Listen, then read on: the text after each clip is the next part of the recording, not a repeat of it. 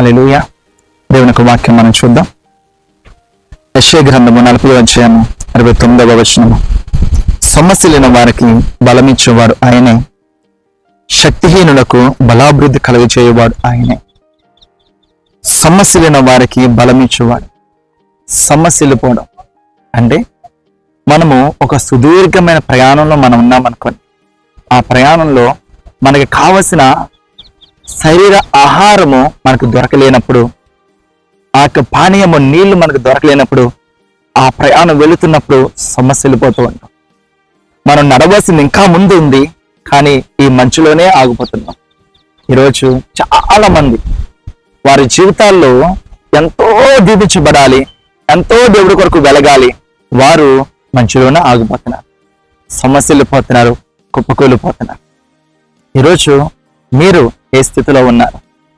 మీ జీవితాన్ని సంపూర్తి చేసి పండు వృద్ధాప్యంలో చివరి దినాల వరకు మనం జీవించి దేవుని నామాన్ని మహిమకరంగా ఉండాలి అని ప్రభు మాట.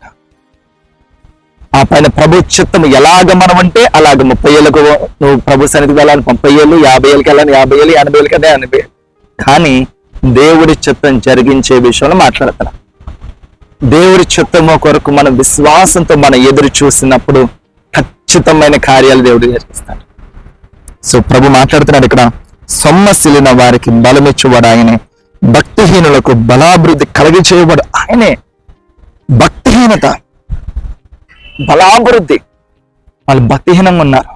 వారు ప్రభా భక్తిహీనంగా ఉన్నారు, ప్రభా నన్ను నడిపించవా, నాకు సహాయం చేయవా, నన్ను నిలబెట్టవా అని మనం అడిగినట్లయితే, మనం ప్రార్థించినట్లయితే ఖచ్చితంగా ఆయన మాట్లాడతాడు, కార్యం చేస్తాడు, బలాభివృద్ధి కలిగే చేస్తాడు. భక్తిహీనులకి బలాభివృద్ధి కలిగజేస్తే ఏమవుతాడు? బలవంతులు అవుతారు, భక్తిపరులు అవుతారు. సో భక్తిపరులుగా వారు మారాలి, భక్తిపరులుగా మీరు మారాలి. కాబట్టి ఆయన బలాభివృద్ధి కలిగజేస్తున్నాడు. భక్తిపరులుగా ఆయన చిత్తానుసారంగా నివసించేవారుగా, జీవించేవారుగా, దేవుడి కొరకు సాక్ష్యంగా మీ జీవితాలు కట్టుకోవాలని ఆయన ఏం చేస్తున్నాడు? బలాభివృద్ధి దయచేస్తున్నాడు. రోజు ఆయన వాక్యాన్ని పట్టుకున్నామా? సొమ్మసిల్లకుండా నడిచిపోదాం. మనం యెహోవా కొరకు గొప్ప కార్యాలు చేస్తున్నాడు. భక్తిహీనంగా ఉందా? నేను చేయగలంత ప్రార్థన చేయలేకపోతున్నాను పాస్టర్ గారు, నేను ఉపవాసం ఉందామనుకున్నా కానీ ఉండలేకపోతున్నాను పాస్టర్ గారు. నో, దేవుడు తన శక్తిని ఇస్తాడు, బలాభివృద్ధి కలిగే చేస్తాడు. దేవుడు మిమ్మల్ని నడిపిస్తాడు.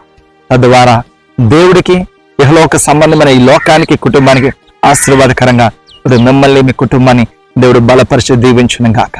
My God bless you all.